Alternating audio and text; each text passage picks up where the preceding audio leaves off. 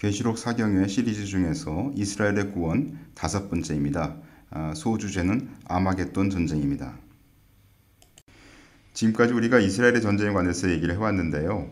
여태까지 나온 얘기를 잠깐 정리를 하자면 에돔과의 전쟁은 시편 83편 전쟁이라고 우리가 추정을 합니다. 그리고 그것은 아마도 계시록 14장의 포도주 틀을 밟는 사건일 것이다. 이렇게 우리가 얘기를 했고요. 곡마곡 전쟁은 에돔과의 전쟁 이후의 사건이 될 것이다 라고 우리가 생각을 했고요. 그렇다면 곡마곡 전쟁은 그 후에 남은 최후의 전쟁인 아마겟돈 전쟁일 수 있다. 이렇게 우리가 얘기를 해왔습니다. 이제부터는 곡마곡 전쟁에 대해서 잠깐 살펴보겠습니다. 곡마곡 전쟁의 참전국은 아래와 같습니다. 마곡과 로스는 러시아라고 얘기를 했고요. 바사는 이란, 구스는 수단과 이디오피아 지역이라고 얘기를 했고요. 붓은 리비아, 알제리아, 튜니지아 부근이라고 얘기를 했고요. 고멜은 독일 동부 폴란드나 체코나 터키가 아닐까라고 사람들이 추정을 하고 있고요. 메색 두발은 터키일 거다. 그리고 도갈마는 터키 또는 아르메니아 지역일 거다. 이렇게 추정을 하고 있습니다. 곡마곡 전쟁 참전국 리스트에 이스라엘의 접경국들의 언급이 없는 것을 여러분들이 주의해서 보시기 바랍니다. 예를 들어서 이스라엘의 접경국들을 살펴보면 팔레스타인, 레바논, 시리아, 이라크, 요르단, 이집트, 사우디아라비아 이런 나라들이 있는데 그 나라들이 곡마곡 전쟁에 전혀 참전하지 않는 것을 볼 수가 있습니다. 저번에도 봤지만 이런 접경국들이 여기 나와 있죠. 아수르, 암몬, 모압, 에돔, 이스마엘, 블레셋, 하갈, 아말렉, 두로, 그발 이런 나라들이 있는데 이런 나라들이 시편 83편 전쟁의 나라들인데 이 나라들이 곡마곡 전쟁에는 참여하지 않는다는 얘기죠. 그 참전 리스트에 없다는 겁니다. 자, 이제 곡마곡 전쟁에 참전하는 나라들을 이렇게 지도에서 보시면 저 위에 그 러시아 마곡 쪽이 있고요. 그리고 고메르 왼쪽에 보시면은 독일 계통 나라들이 거기 있고요. 그 다음에 밑에 오시면 터키 쪽에서 메색, 두발, 도갈마 이런 나라들이 있고 또 이란 쪽에 페르시아가 있고요. 바사가 있고요. 그리고 이스라엘을 밑으로 이렇게 보시면은 붓이 리비아 쪽이라고 했죠. 그리고 그다음에 구스가 있고요. 구스는 수단과 이디오피아 쪽이라고 얘기를 했죠. 그런 나라들이 이렇게 있는 것을 알 수가 있습니다. 자, 이제 현재 우리는 5째 나팔까지 분시점에 있다고 해석을 했습니다. 만약에 if입니다. 만약에 우리의 해석이 맞는다면 6째 나팔 곧 3차 대전이 앞으로 일어날 것이다. 이렇게 우리는 보고 있고요. 3차 대전은 유브라데 곧 중동이 주요 무대가 될 세계 전쟁이며 인류의 3분의 1 또는 많은 사상자가 생길 전쟁이다. 이렇게 우리가 해석을 했고요. 이스라엘은 그러한 중동이 주요 무대가 되는 3차 대전에서 자유로울 수 없다고 우리가 해석을 했습니다. 그러나 이 3차 대전은 무대가 주로 유브라데 강이므로 이스라엘 주변이라고 말씀하신 계시록 14장의 포도 수확이나 계시록 16장 또는 19장의 아마겟돈 전쟁과는 구별된다. 이렇게 우리가 얘기할 수 있겠습니다.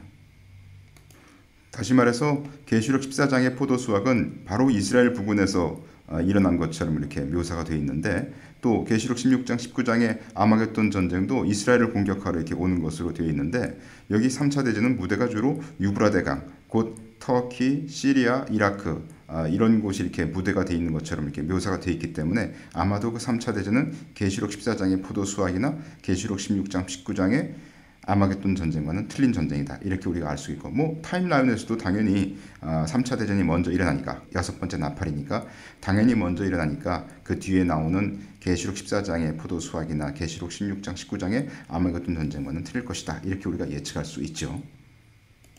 따라서 이스라엘이 치를 전쟁은 첫 번째 유브라데 강이 주된 무대가 되는 6번째 나팔 곧 3차 대전이 있을 것이고요. 또 두 번째 계시록 14장의 포도 수확 곧 시편 83편 전쟁이 있을 것이고요. 이것은 저의 추정입니다.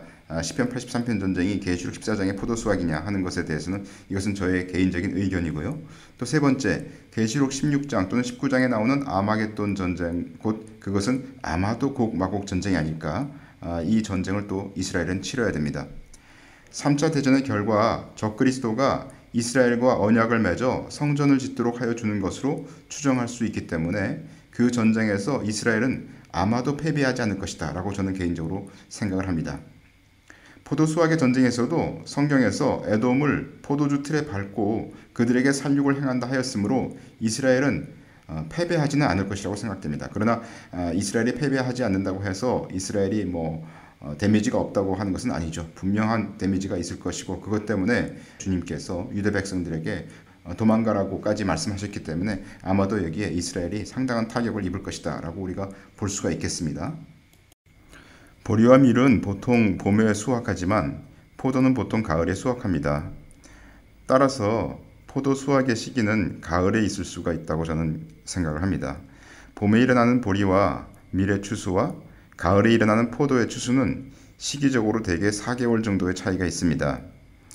맥추절은 오순절 또는 칠칠절 이렇게 부르기도 하는데 양력 5월, 6월에 해당되죠. 그 맥추절은 밀의 추수를 기념하는 것이고, 수장절, 그것은 초막절 또는 장막절이라고 불리기도 하는데 양력 9월, 10월에 해당됩니다. 그것은 소출을 수장한 것을 기념하는 그런 절기입니다.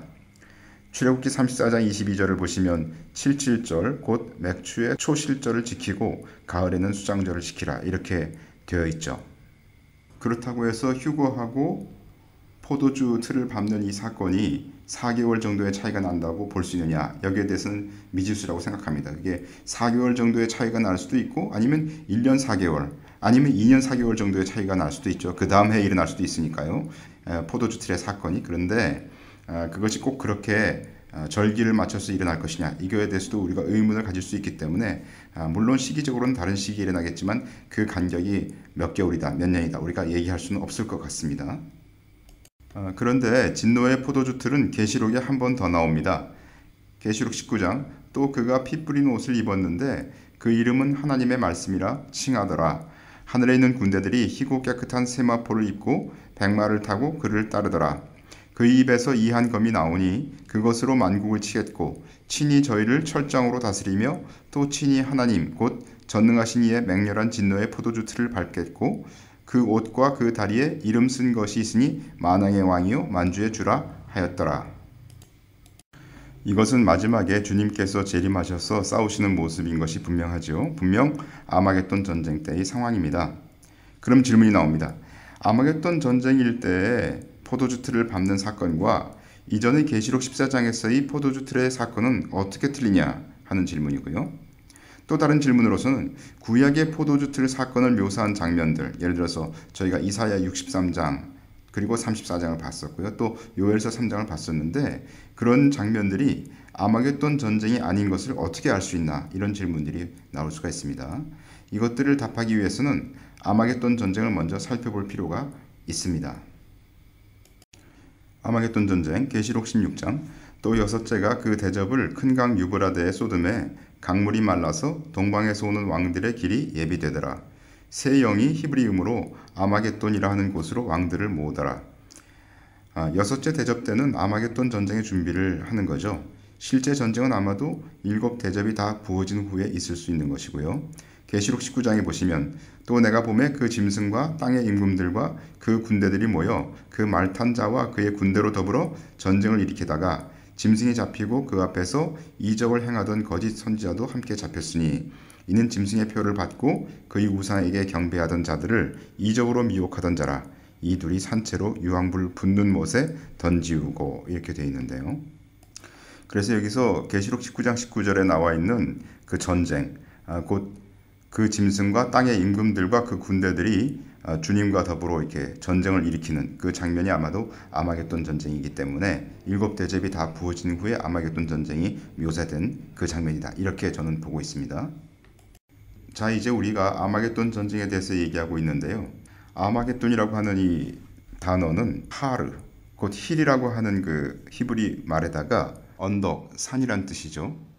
머기돈, 곧 place of crowds, 군중, 무리의 장소라는 뜻이겠죠. 라는 그 무깃도 산을 의미를 하고 있습니다. 여기 지도에 이제 무깃도가 나와 있는데요. 갈릴리 호수 남서쪽에 위치하고, 또 나사렛에서 남서쪽에 위치하고, 또 웨스트방크의 서북쪽으로 이렇게 위치하는 그 장소가 되겠습니다. 자, 이제부터는 아마겟돈 전쟁이 묘사되어 있는 성경 구절들을 좀 찾아보겠습니다. 스가랴서 12장 예루살렘을 치러 오는 열국을 그날에 내가 멸하기를 힘쓰리라. 내가 다윗의 집과 예루살렘 거민에게 은총과 간구하는 심령을 부어주리니 그들이 그 찌른 바 그를 바라보고 그를 위하여 애통하기를 독자를 위하여 애통하듯 하며 그를 위하여 통곡하기를 장자를 위하여 통곡하듯 하리로다.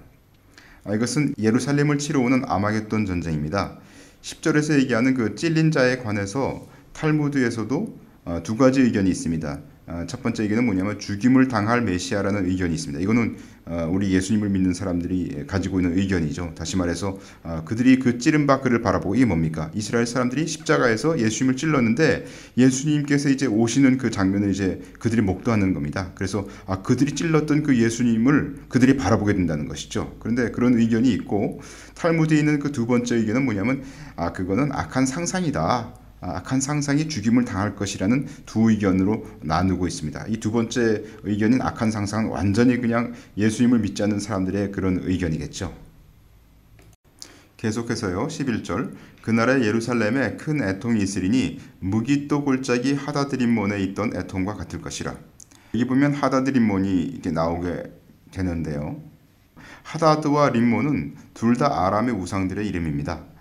수많은 사람들이 깨어나 확신하고 변화되어 참된 회개로 나온다. 다시 말해서 마지막 그 예수님께서 오실 때 그 자기들이 찔렀던 예수님 그 메시아를 바라보면서 크게 애통하면서 이스라엘 백성들이 참된 회개로 나오게 될 것이다. 이렇게 해석할 수 있다는 겁니다. 라이트풋은 이 애통이 이스라엘 역사에 있어서의 큰 두 애통을 언급한다고 얘기를 하고 있습니다. 첫 번째 애통은 베냐민 지파에 멸절됐을 때 이스라엘 사람들이 애통하는 것을 얘기하고요. 두 번째 애통은 요시야 왕이 죽었을 때 그 백성들이 애통했던 그 애통을 얘기하고요. 첫 번째 그 베냐민 지파에 멸절됐을 때 애통을 살펴보겠습니다. 사사기 20장 베냐민 600명이 돌이켜 광야로 도망하여 림몬 바위에 이르러 거기서 넉 달을 지내었더라. 베냐민 지파가 겨우 600명만 남게 된 그런 사건이죠. 사사기 21장 백성이 베델에 이르러 거기서 저녁까지 하나님 앞에 앉아서 대성통곡하여 가로되 이스라엘의 하나님 여호와여 오늘날 이스라엘 중에 어찌하여 한 지파가 이지러졌나이까 하더니 그러나 정확히는 이스라엘 통곡은 림몬에서가 아니라 베델에서 있었습니다. 그죠? 그 위에서 보면은 베냐민 600명은 림몬 바위에 이르렀지만 통곡한 백성들은 베델에 이르러서 대성통곡했다고 기록되어 있기 때문이죠. 열왕기상 13장 요시야 왕에 대한 예언이죠. 때에 하나님의 사람이 여호와의 말씀으로 인하여 유다에서부터 베델에 이르니 마침 여로보암이 단 곁에 서서 분향하는지라 하나님의 사람이 단을 향하여 여호와의 말씀으로 외쳐 가로되 단아 단아 여호와께서 말씀하시기를 다윗의 집에 요시야라 이름하는 아들을 낳으리니 저가 내 위에 분향하는 산당 제사장을 내 위에 제사할 것이요 또 사람의 뼈를 내 위에 살이라 하시느니라 하고 여기 보면 그 하나님의 사람이 예언을 하는데 그 여로보암이 그 지금 우상 숭배를 하고 있으니까 그때 요시야라는 왕이 앞으로 일어날 거다 이렇게 예언하는 장면이죠. 그래서 이 요시야 왕은 사실 옛날부터 예언된 그렇게 예언에 의해서 태어난 그런 자인 것을 알 수가 있고요. 요시야가 태어날 것과 그가 할 개혁을 약 290년 전에 미리 하나님께서 예언하신 그러한 장면입니다. 자, 이제는 요시야 왕이 한 일을 한번 보시죠.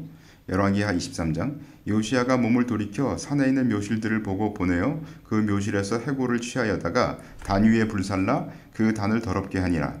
이 일을 하나님의 사람이 전하였더니 그 전한 여호와의 말씀대로 되었더라.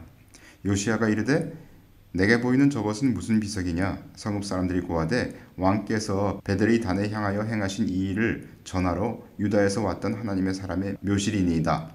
가로되 그대로 두고 그 뼈를 옮기지 말라 하매 무리가 그 뼈와 사마리아에서 온 선지자의 뼈는 그대로 두었더라. 읽으신 것처럼 요시야가 개혁을 하는데 북이스라엘 왕국이 이미 망한 때이기 때문에 북이스라엘 지역까지 이렇게 정결케 하는 이런 장면입니다. 그때 요시야가 물어보는 것이죠. 저 누구의 비석이냐. 그게 바로 요시야 왕을 예언했던 그 선지자의 묘실을 그가 이제 알게 되는 그런 장면입니다. 요시야의 개혁에 대해서 계속 성경이 얘기하고 계시죠. 역대하 35장 선지자 사무엘 이후로 이스라엘 가운데서 유월절을 이같이 지키지 못하였고 이스라엘 열방도 요시야가 제사장들과 레위 사람들과 모인 온 유다와 이스라엘 무리와 예루살렘 거민과 함께 지킨 것처럼은 유월절을 지키지 못하였더라. 요시야 왕은 유다가 하나님께 돌아오도록 개혁을 일으키고 있습니다. 역대하 35장 22절 요시야가 몸을 돌이켜 떠나기를 싫어하고 변장하고 싸우고자 하여 하나님의 입에서 나온 느고의 말을 듣지 아니하고 무깃도 골짜기에 이르러 싸울 때에 요시야 왕이 이집트의 바로 느고와의 싸움에서 무깃도 골짜기 전투에서 전사하게 되는 그런 장면입니다. 역대하 35장 23절 활 쏘는 자가 요시야 왕을 쏜지라 왕이 그 신복에게 이르되 내가 중상하였으니 나를 도와 나가게 하라. 그 신복이 저를 병거에서 내리게 하고 저희 버금 병거에 태워 예루살렘에 이른 후에 저가 죽으니 그 열조의 묘실에 장사하니라. 온 유다와 예루살렘 사람들이 요시야를 슬퍼하고 예레미야는 저를 위하여 애가를 지었으며 노래하는 남자와 여자는 요시야를 슬피 노래하니 이스라엘의 규례가 되어 오늘날까지 이르렀으며 그 가사는 애가 중에 기록되었더라. 이 요시야의 죽음은 유다의 멸망을 예고하는 그런 죽음이었습니다. 그리고 백성들은 이 요시야 왕의 개혁과 이런 것들을 이렇게 잘 익히 알고 있었기 때문에 요시야 왕의 죽음에 온 국민이 슬퍼한 것을 볼 수가 있죠. 유다 왕 요시야의 죽음은 큰 슬픔이었습니다. 요시야 왕은 쓰러져가는 유다 왕국의 마지막 희망이었기 때문이죠. 아마도 그의 아들들은 벌써 요시야와는 다르게 나라를 망칠 것임이 보였을 것입니다. 요시야의 죽음은 마치 마지막 일몰빛이 지는 것과 같았다라고 주석에 되어 있습니다. 나라가 망하는 것을 알게 된 사람들의 애통이었다고 우리가 볼 수가 있는 것이죠. 그와 같은 애통한 심정으로 유대인들이 자신들이 죽였던 메시아 주 예수님을 알게 된다는 것이죠. 스가랴서 13장 그날에 죄와 더러움을 씻는 셈이 다윗의 족속과 예루살렘 거민을 위하여 열리리라. 이게 무슨 뜻입니까? 결국 유대인들은 십자가 사건을 알게 되고 예수 그리스도를 받아들인다 이런 뜻이 아니겠습니까? 바로 아마겟돈 전쟁 때 열국이 이스라엘을 치러 올 때 유대인들은 십자가 사건을 이해하게 되고 구원받게 됩니다. 계속해서 스가랴 13장 만군의 여호와가 말하노라 그날에 내가 우상의 이름을 이 땅에서 끊어서 기억도 되지 못하게 할 것이며 거짓 선지자와 더러운 사귀를 이 땅에서 떠나게 할 것이라. 사람이 오히려 예언할 것 같으면 그 낳은 부모가 그에게 이르기를 네가 여호와의 이름을 빙자하여 거짓말을 하니 살지 못하리라 하고 낳은 부모가 그 예언할 때 칼로 찌르리라. 여기 보면 이게 아주 심각한 문제죠. 예수님이 오실 그와 같은 상황에 닥쳤는데 결국은 이제 예수 그리스도께서 이렇게 막 오시고 이럴 때 사람들이 예수 그리스도를 보면서 회개하고 이제 진정으로 주님을 믿지 않습니까? 그런데 그때 상황입니다. 그때 어떤 사람들이 있냐면은 거짓으로 예언하는 사람들이 있다는 겁니다. 말하자면 신사도죠. 제가 볼 때는 그렇습니다. 그래서 거짓으로 하나님이 아닌데도 하나님께서 예언하셨다 이렇게 하는 사람들이 있다는 겁니다. 잘못 예언하는 것이 얼마나 악한 것인지에 대한 경계심이 높아지고 잘못된 예언을 용납하지 않을 것이다 라는 것이 여기 스가랴서 13장의 말씀입니다. 또한 그와 같은 잘못된 예언을 하는 자들은 멸절될 것이다 라고 성경이 말씀하고 있는 것입니다. 마치 요즘 자기 자신을 참된 하나님의 선지자라고 얘기하는 사람들이 있는 것처럼 그때 그러한 자들이 많이 있을 거라는 거죠. 그러나 그들은 잘못된 자들이며 그렇게 잘못된 예언을 하는 것에 대해서 용납지 않을 것이다. 이런 말씀이 여기 써 있는 것이죠. 계속해서 읽겠습니다. 그날에 선지자들이 예언할 때에 그 이상을 각기 부끄러워할 것이며 사람을 속이려고 털옷도 입지 아니할 것이며 보통 선지자들은 염소털이나 거친 양털 또는 낙타털 더미로 만든 투박한 옷을 입었기에 거짓 선지자들도 자신이 같은 은사와 영을 가진 것처럼 가장하여 그 같은 옷을 입었습니다. 거짓 예언을 한 자들이 자신들이 잘못된 것을 알게 되는 그런 장면인 것이죠. 계속 읽겠습니다. 말하기를 나는 선지자가 아니요 나는 농부라 내가 어려서부터 사람의 종이 되었노라 할 것이요. 이것은 분명 거짓 선지자나 점쟁이가 자신의 파렴치한 행위를 포기하고 그 땅에서 심지어 노동자가 된 경우를 말하고 있는 것이죠.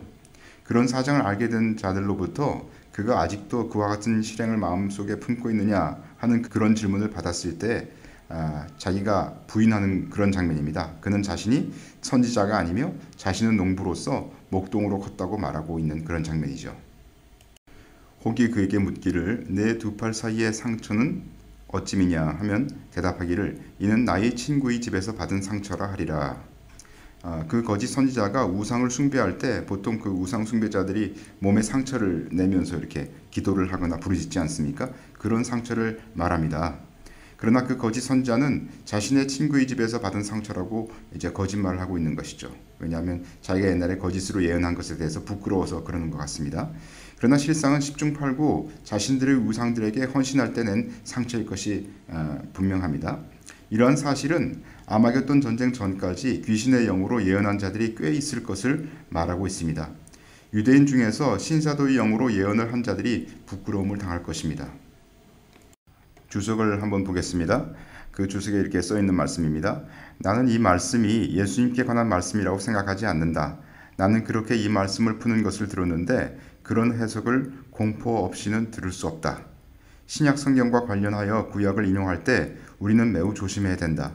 우리는 말씀을 공경하기보다는 상처를 낼 수 있다. 이게 아담 클락스 커먼터리 온 더 바이블에서 나온 건데요. 이게 무슨 얘기냐면 좀 전에 저희가 봤던 그 스가랴 13장 6절 혹이 그에게 묻기를 내 두 팔 사이의 상처는 어찌미냐 하면 대답하기를 이는 나의 친구의 집에서 받은 상처라 하리라. 이것을 이렇게 해석하는 분들 중에 내 두 팔 사이의 상처는 예수님의 십자가 상처다 이렇게 해석하는 사람이 있다는 거예요. 근데 이 아담 클라크 이분은 말씀하시기를 나는 그렇게 해석하는 사람들 이해를 할 수 없다. 그건 너무나 잘못된 해석이다. 난 그 공포를 느낀다 이런 뜻입니다. 그래서 우리가 말씀을 제대로 해석해야 되고 매우 말씀을 인용할 때 조심해야 된다. 그렇게 이제 코멘터리에 쓰신 것이죠. 다시 말해서 좀 전에 그 스가랴 13장 6절에 나는 친구의 집에서 받은 상처라 이것은 예수님이 거짓말하는 그런 얘기가 아니고요.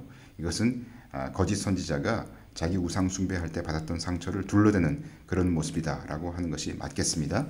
열왕기상 18장에 보시면 이에 저희가 큰 소리로 부르고 그 규례를 따라 피가 흐르기까지 칼과 창으로 그 몸을 상하게 하더라. 이게 이제 엘리야와 갈멜산에서 이렇게 대결을 할 때 그 상황이죠. 바알을 섬기는 선지자들이 부르짖던 그런 상황입니다. 계속해서 보겠습니다. 만군의 여호와가 말하노라 카라 깨어서 내 목자 내 짝된 자를 치라. 목자를 치면 양이 흩어지려니와 작은 자들 위에는 내가 내 손을 들이우리라.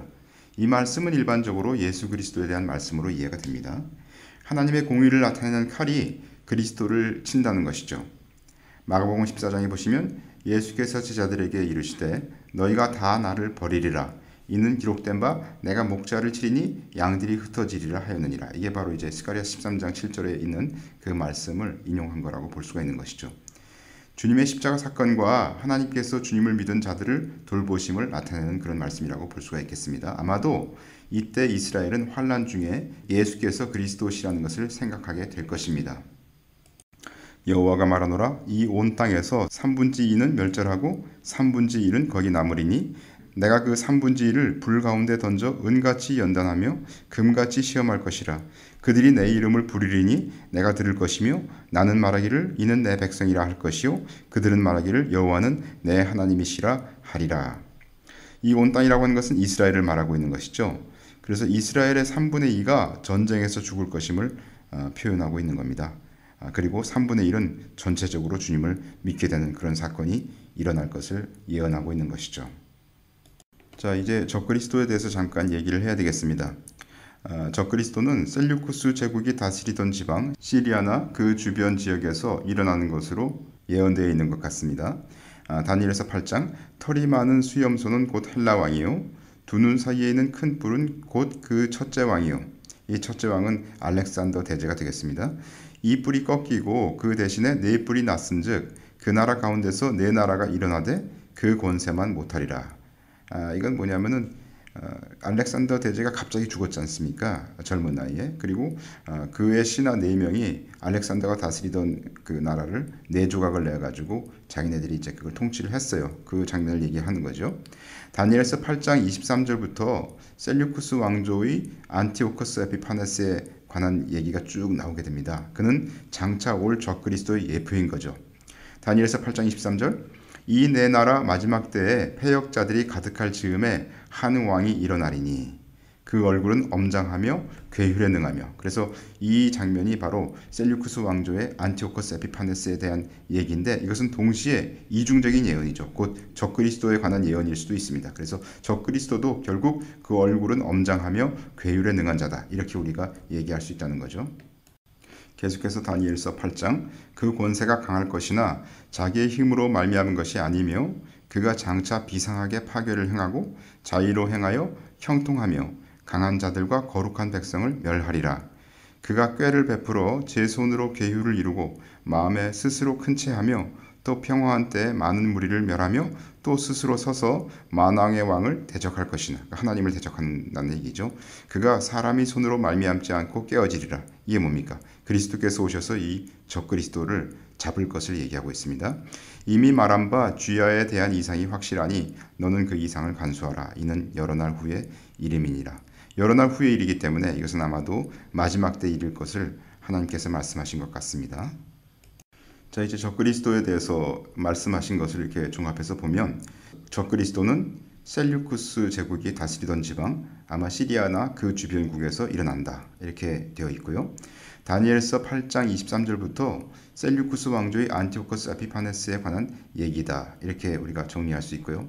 다니엘서 11장 5절부터 39절까지는 남방의 톨레미 왕조와 북방의 셀류쿠스 왕조 사이의 전쟁을 얘기하고 있습니다. 그건 약 BC 250년부터 BC 164년 사이에 그런 전쟁들이 있었던 것을 아주 자세하게 묘사를 하고 있습니다.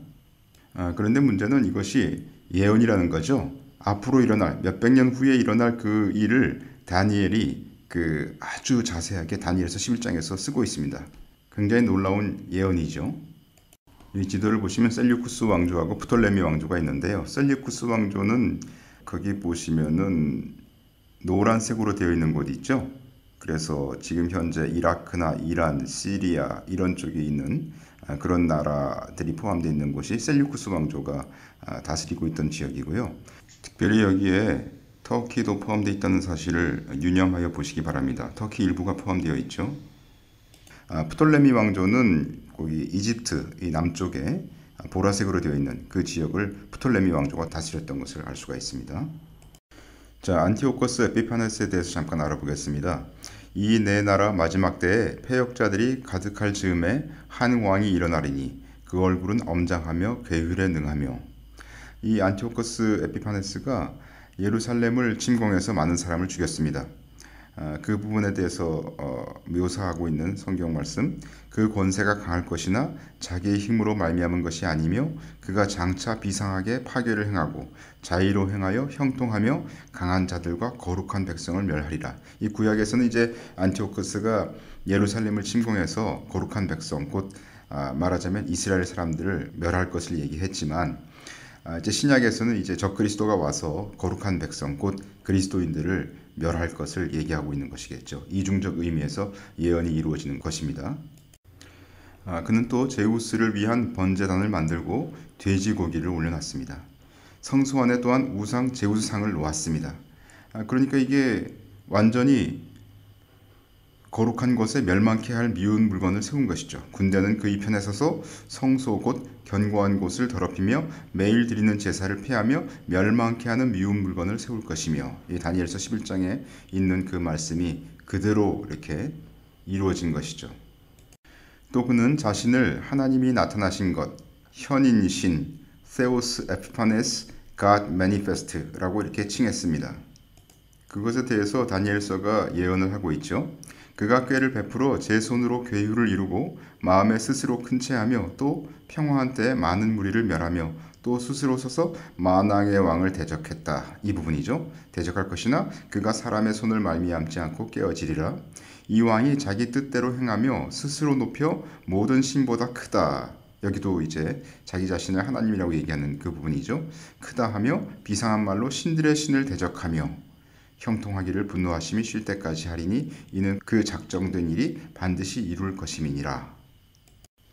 이것은 안티오코스 에피파네스의 드라크마 은화인 것 같아요. 뒷면에 보면 이제 아폴로가 앉아 있는 것을 볼 수가 있습니다. 계시록 9장에 저희에게 임금이 있으니 무적행의 사자라. 히브리음으로 이름은 아바돈이요 헬라음으로 이름은 아볼로온이더라. 이렇게 되어 있는데요. 이 아볼로온이 바로 아폴로죠. 그래서 이 안티오쿠스 에피파네스가 자기의 어떤 은화를 만들었을 때 자신을 아폴로와 동일시하는 그런 것을 볼 수가 있습니다. 자, 이제 다니엘서 11장 40절부터 45절까지는 적그리스도에 관한 예언으로 아마겟돈 전쟁 상황입니다. 다니엘서 11장 41절 그가 또 영화로운 땅에 들어갈 것이요 많은 나라를 패망케 할 것이나 오직 에돔, 모압, 암몬 자손의 존귀한 자들은 그 손에서 벗어나리라.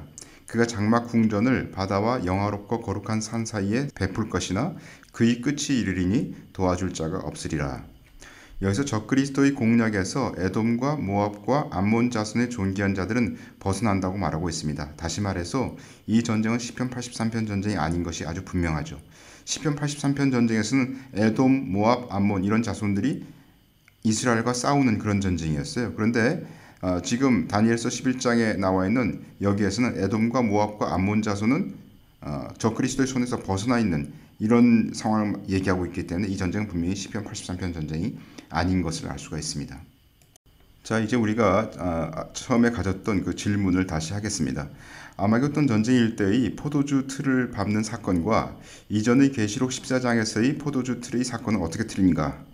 아마겟돈 전쟁에서의 포도주 틀을 밟는 사건은 우리가 그 계시록 19장에서 얘기를 했었죠. 거기 보시면 하늘에 있는 군대들이 희고 깨끗한 스마포를 입고 백마를 타고 예수님을 따르게 되는데 예수님의 입에서 이한 검이 나오니 그것으로 만국을 치겠고 친히 저희를 철장으로 다스리며 또 친히 하나님 곧 전능하신 이의 맹렬한 진노에 포도주 틀을 밟겠고 이렇게 되어 있기 때문에 아마겟돈 전쟁에서도 포도주 틀을 밟는다고 그런 사건이 있다고 저희가 얘기를 했었죠. 또 두 번째 질문은 구약의 포도주 틀 사건을 묘사한 장면들 예를 들어 이사야 63장, 34장 그리고 요엘서 3장이 있었는데 이런 것들이 아마겟돈 전쟁이 아닌 것을 어떻게 알 수 있는가? 이렇게 우리가 이제 질문을 했었죠. 계시록 14장에서의 포도주 틀의 사건은 이스라엘 주변 국가의 싸움이었기 때문에 그것은 분명히 모압, 암몬, 에돔과의 싸움인 것을 우리가 알 수가 있다는 것이죠. 구약의 포도주 틀 사건은 모압, 암몬, 에돔 그리고 근접한 주변국들과의 싸움인 반면에 아마겟돈 전쟁은 모압, 암몬, 에돔이 적그리스도의 손에서 벗어난다고 하였기 때문에 두 싸움은 틀린 것이다. 이렇게 우리가 결론을 내릴 수가 있겠습니다. 자, 아까 저희가 그 다니엘서 11장 45절까지 읽었었는데요. 그것이 다니엘서 11장의 마지막 절이었습니다. 지금은 이제 그 다음 연이어서 다니엘서 12장 1절이 나오는 거죠. 그때 내 민족을 호위하는 대군 미가엘이 일어날 것이요 또 환란이 있으리니 이는 개국 이래로 그때까지 없던 환란일 것이며 그때 내 백성 중 무릇 책에 기록된 모든 자가 구원을 얻을 것이라. 여기 드디어 이스라엘이 단체적으로 구원 얻는 그 장면을 성경이 약속하고 있습니다. 이스라엘이 단체적으로 구원 얻는 시기는 아마겟돈 전쟁일 때다라고 성경이 얘기하고 있는 것이죠.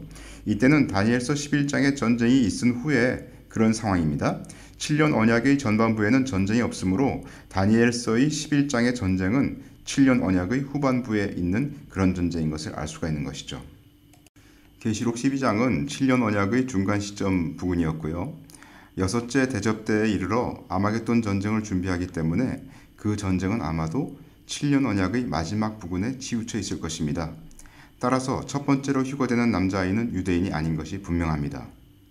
무슨 얘기냐면 어떤 이들은 계시록 12장에 있는 그 철장아이 그 아이 있지 않습니까? 그 남자아이 하나님 보좌 앞으로 올려가는 그 남자아이가 유대인이라고 하는 사람들이 있습니다. 그러나 우리가 여기서 이제 얘기한 것처럼 유대인들의 구원 얻는 시기는 언제냐면 아마겟돈 전쟁 때 그때 단체적으로 유대인들이 예수님을 보면서 그 찌른 바 그를 바라본다고 하면서 회개하면서 통곡하면서 예수님을 믿게 되는 그런 사건이 나와 있습니다. 그렇기 때문에 그때는 벌써 7대접이 부어진 때 아닙니까? 그것은 계시록 12장 후에 얘기가 되겠습니다. 그래서 계시록 12장에 나오는 그 남자아이는 결코 유대인이 아니다. 이렇게 우리가 알 수 있다는 것이죠. 스가랴 14장 여호와의 날이 이르리라. 그날에 내 재물이 약탈되어 너희 중에서 나누이리라. 내가 열국을 모아 예루살렘과 싸우게 하리니 성읍이 함락되며 가옥이 약탈되며 부녀가 욕을 보며 성읍 백성이 절반이나 사로잡혀 가려니와 남은 백성은 성읍에서 끊쳐지지 아니하리라. 약탈한 재물은 보통 바깥 진영에서 나누는데 이때는 적군들이 그 재물을 예루살렘 안에서 나누게 될 것이라고 얘기되고 있습니다. 그때 여호와께서 나가사 그 열국을 치시되 이왕 전쟁 날에 싸운 것 같이 하시리라. 출애굽기 14장을 보시면 모세가 백성에게 이르되 너희는 두려워 말고 가만히 있어서 여호와께서 오늘날 너희를 위하여 행하시는 구원을 보라. 너희가 오늘 본 애굽 사람을 또 다시는 영원히 보지 못하리라. 이왕 전쟁 날에 출애굽할 때 하나님께서 이스라엘 백성들을 위해서 싸우시는 그런 것처럼 마지막 날에도 하나님께서 그렇게 싸우실 것이다, 이런 얘기죠. 애굽을 진멸한 것 같이 열국을 치실 것이다 하는 약속을 말씀하시고 있습니다. 이제 주님의 지상재림에 대해서 보겠습니다. 스가랴서 14장. 그날에 그의 발이 예루살렘 앞 곧 동편 감람산에 서실 것이요 감람산은 그 한가운데가 동서로 갈라져 매우 큰 골짜기가 되어서 산 절반은 북으로 절반은 남으로 옮기고, 이렇게 되어 있는데요. 사도행전 1장을 보시면 가로되 갈릴리 사람들아 어찌하여 서서 하늘을 쳐다보느냐. 너희 가운데서 하늘로 올리우신 이 예수는 하늘로 가심을 본 그대로 오시리라 하였느니라. 제자들이 감람원이라 하는 산으로부터 예루살렘에 돌아오니 이 산은 예루살렘에서 가까워 안식일에 가기 알맞은 길이라, 이렇게 되어 있는데요. 여기 사도행전 1장에 그 천사들이 얘기했죠. 왜 너희는 하늘을 쳐다보느냐. 예수님은 하늘로 가신 그대로 땅으로 오실 것이다, 이렇게 얘기하지 않았습니까? 그것처럼 스가랴서 14장에서 주님께서 재림하실 때 감람산에 서실 것입니다. 감람산에서 주님께서 승천하셨기 때문에 다시 감람산으로 그대로 오시리라, 본 그대로 오시리라, 이 말씀이 성취되는 것이죠. 스가랴서 14장 계속해서요. 그 산 골짜기는 아셀까지 미칠지라. 너희가 그의 산 골짜기로 도망하되 유다 왕 우시야 때 지진을 피하여 도망하던 것 같이 하리라. 나의 하나님 여호와께서 임하실 것이요 주님께서 재림하시는 것을 말씀하시고 있는 것이죠. 모든 거룩한 자 카도시, 모든 거룩한 자가 주와 함께 하리라. 아모스 1장을 보시면 유다 왕 우시야의 시대 곧 이스라엘 왕 요아스의 아들 여로보암의 시대의 지진, 여태 이제 지진이 우시야의 시대에 있었던 것을 기록하고 있는 것이죠. 지진 전 2년에 드고와 목자 중 아모스가 이스라엘에 대하여 묵시받은 말씀이라. 거룩한 자들, 여기 카도시라고 되어 있는 이것은 보통 천사들을 말한다고 주석가들은 해석하지만 성도들을 말할 수 있다고 저는 생각합니다. 다시 말해서 휴거됐던 성도들이 주님과 함께 이 땅으로 내려온다는 거죠. 그때 주님께서 백마를 타시고 앞에서 가시면서 이한 검으로 적들을 물리치는 것을 우리는 단지 이렇게 따르면서 승리에 동참하는 그런 장면을 저는 생각합니다.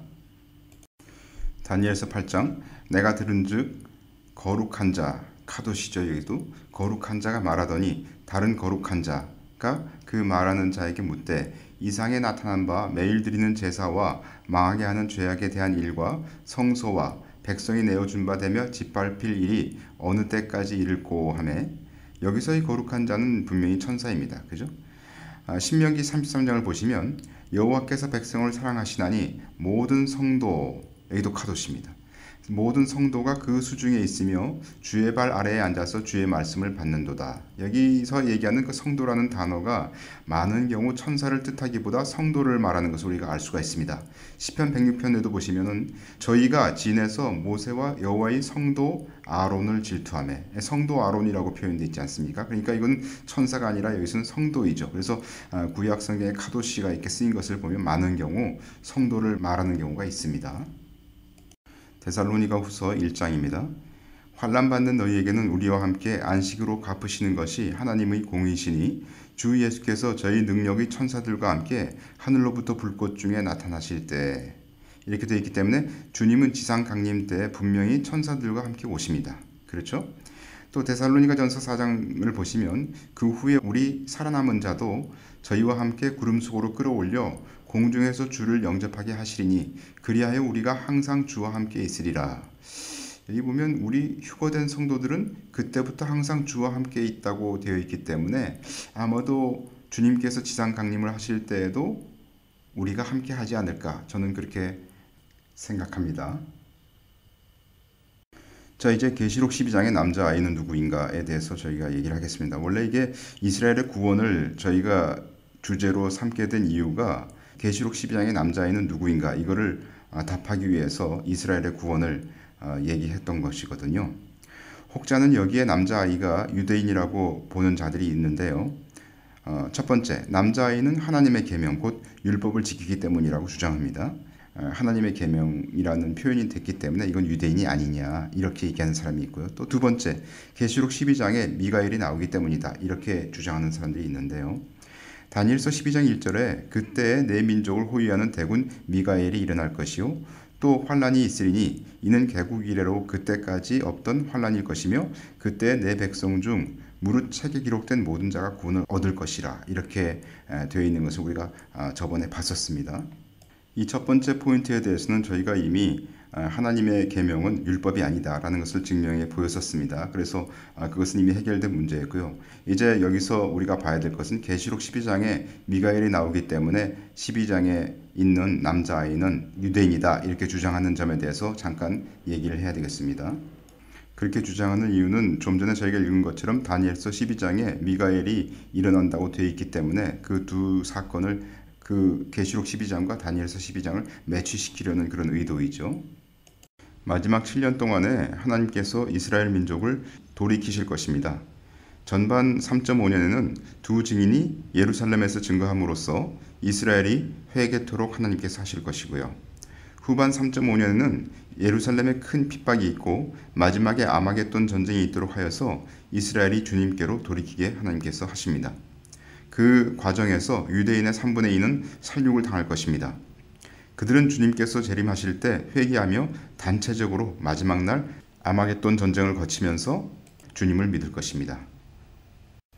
이번 메시지를 통해서 우리가 알 수 있는 것은 아마겟돈 전쟁은 7년 언약 시기의 마지막 때쯤이다 라는 것을 알 수가 있고요. 또 7년 언약의 중간 부분인 계시록 12장의 상황은 아마겟돈 전쟁의 상황이 아니다 라는 것을 분명히 알 수가 있습니다. 계시록 12장에 미가엘이 싸운 전쟁은 아마겟돈 전쟁 이전의 상황이죠. 미가엘이 일어나는 때는 계시록 12장일 수가 있지만 그렇다고 해서 남자아이가 유대인이라고 말할 수는 없다는 것입니다.